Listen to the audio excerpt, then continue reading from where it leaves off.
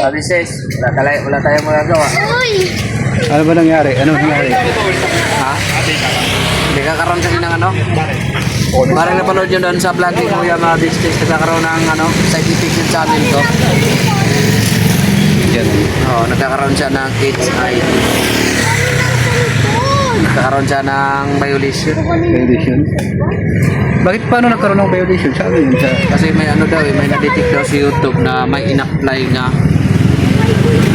Apply na ibang channel. Oo. Katulad ng channel mo. Ayun nga po no, mga kapatid, mga business, sa mga pagpalang araw po sa inyong lahat. Siyempre nalulungkot tayo dito sa pangyayari sa Kaibay na gano'n. Imbes na makatulong na sana sa kanyang pamilya, nawala pa. Nagkakaroon pa ng problema. Nagkaroon pa ng problema. Ano po? Yun, Kasi in-apply na kanina ni Dan nila na patulong na nila Pops. So ang nakalagay doon, 14 days. 14 days? Yung ano yun, suspindi. Hindi naman pala nag-suspindi lang parang gano'n. Oo, pero wala kang pwede ka mag-upload kaso walang revenue. Yung dollar sign ang nawala. Dollar sign. So paano ka mag-upload, di ba sayang din? Well, ibig sabihin pag in-upload mo yun, wala na yung dollar sign. Walang revenue. Walang ads. Ayun po ng mga business. Ano si Daryl, oh? Di ba da? Mas Daryl, anong nangyari sa natin? Sa aking kapatid. Yeah. Ano yan? Ano yung alam mo? Ano ang katangungan? Hindi kasi daw yung yung channel ni Vibe. May na-suspended yung Suspended. May pag-asa mo ba yun? Meron, magagawa na parang kasi may appeal pa naman. So, ang decision na lang talaga doon ay naka-YouTube. Koy, dito kayo sa gilid. Sa gilid kayo. Ganun. Ano na yun, nagpasa naman na sila Kuya Bay, tsaka si Ate Jun kanina, yung video na, nagpapaliwanag. Patunay na kami ang mayari. Nagpapaliwanag sila na walang mali dun sa YouTube channel nila.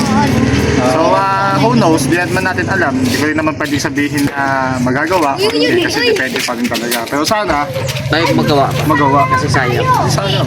Ibig sabihin, yung sa channel niya may nag-angkin pala na iba o nag-apply? Hindi, ang nangyari kasi doon, merong isang YouTube channel Nag-appear.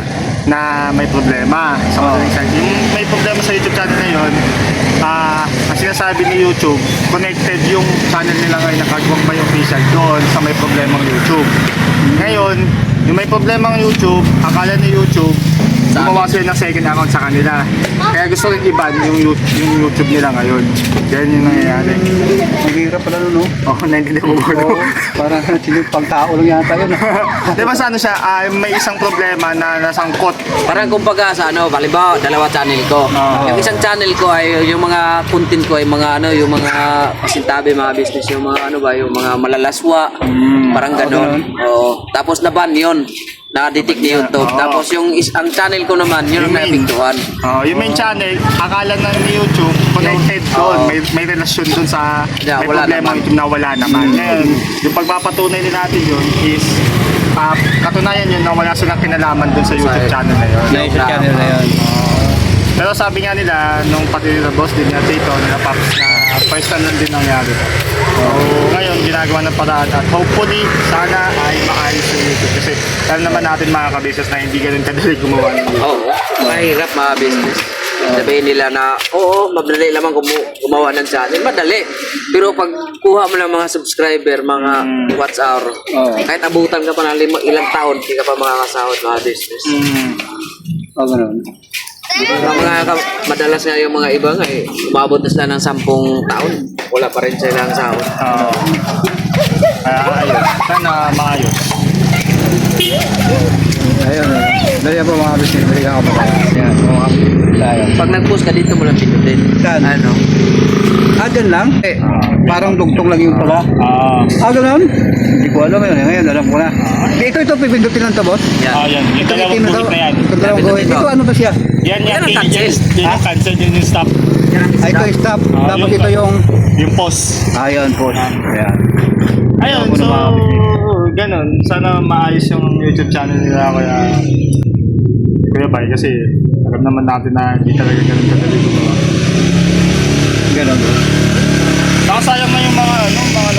yung mga kumbaga na punta, yung pundasyon na nagawa na ba nila sa channel na yun.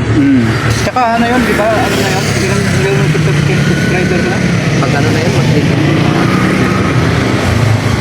23,000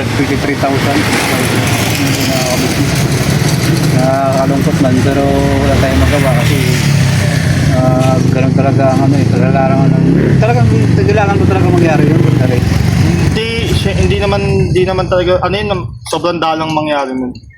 Talagang na-timing lang ano, Sa amin lang tumapat. natapat lang talaga sa kanila. Kaya nga nung binasa namin yung instruction kung anong mga dapat gawin, niresolvean agad. Binasa na agad yung mga kailangan. Yun nga maganda kay YouTube eh. Kasi kung magkakaroon ng problema ng channel mo, eh, may guide na eh. Kung Anong paano gagawin mo mo? siya actionan, paano mo siya gagamutin. Diba? Ba't din kami, nag-chat sa akin si Ate Jun nun nung gabi na. Nung oras na tayo. Nakatulog ko gabi. yung street isa yung araw Kasi paano naman kung hindi talaga magawa ng para, diba? Anong ipagbabayad mo sa motor ko, diba? Diyan ko kinuha lahat. Saka hindi lang sa motor, syempre yun na yung ano niya, bread and butter. Yun na yung, dyan na kayo kumukuha ng pang-araw-araw Diyan na namin gastusin. kinuha lahat.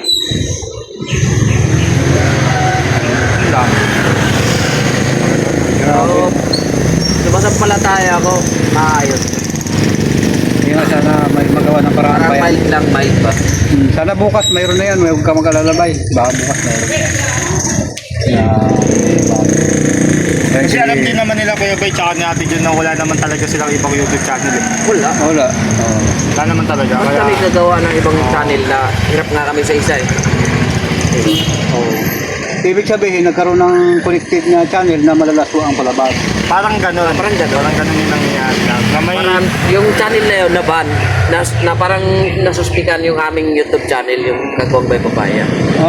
Ay, ibig sabihin kasi katutulan po ng mga may nabasa din kasi doon na may mga kagwang din na iba lang ano may mga ganun din eh oo yung mga ganun din na YouTube channel eh kaso lang siyempre hindi naman natin talaga hawak yung mga kaya yung ganun channel Kaya yung ang Kagwang by Papaya official, yung naditik ni YouTube, baka ang akala niya, yun ang may-ari.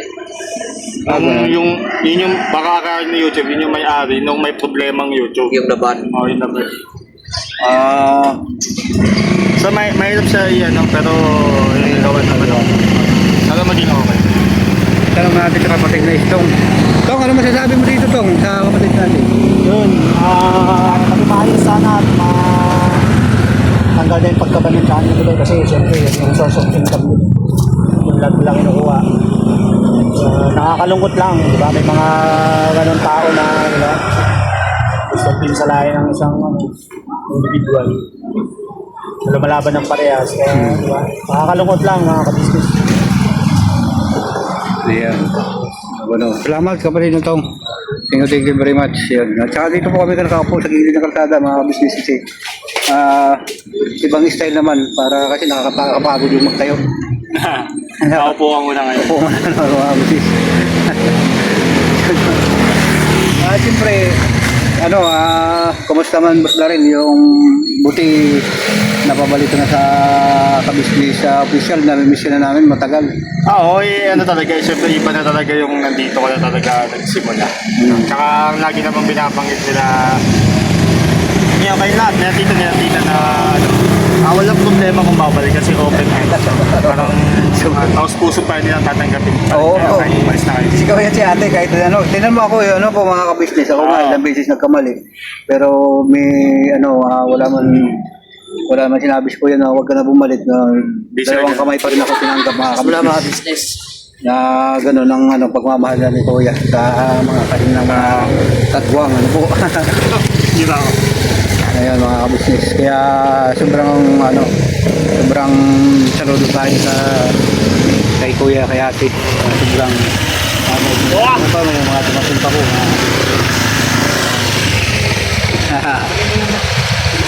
Yan. Siyempre. Yung na-prank ka namin doon sa papunta kami ng Taal. Na tinawagan ka namin. May Ano ba? ano nun, may... Ay, ano bang ano ko? Anong naisip mo noon? Anong naisip mo? Kasi ako nagsabi na ako nun kay tita na hindi ko talaga hindi ko mapupunta pero meron ako ibang papapuntahin. Kaya gumawa. Sabi ko kasi ako alanganin talaga ako that time. Oo. Sabi ko sige tap, may kakilala naman ako, siya na lang yung magano. Siya na lang yung maghahatid doon. Pagala.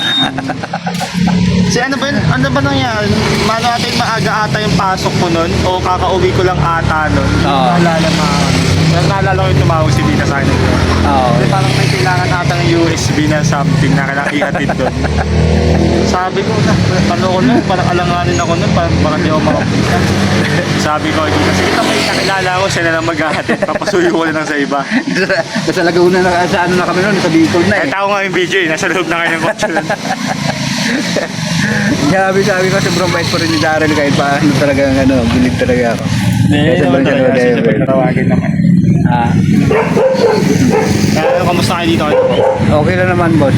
Siyempre, namiss ko rin yung mga bating-bating natin. Nagagano na, yung mga ilan na lang kami mga kagawang. Ayun, pero yung mga wala naman dito, mahal pa rin kuya. Wala naman, kahit anong oras pwede sila bumalik. Saka kagawang pa din naman sila lahat. Kaso Saka lang, ako nga damdam ko rin talagang open sila sa akin. Nung parang talagang pag anytime alam ko sa sarili ko na pwede talaga ako may talagang mabait talaga. Lagi pinapalo sa akin na dito na ayan, di ba syempre parang ako may opportunity may kumatay sa akin na bago opportunity na punta ako sa iba, parang ayaw kong kita. Pwede kang parang open arms kami dito na pwede ka pa rin bumalik dito anytime. Isipin na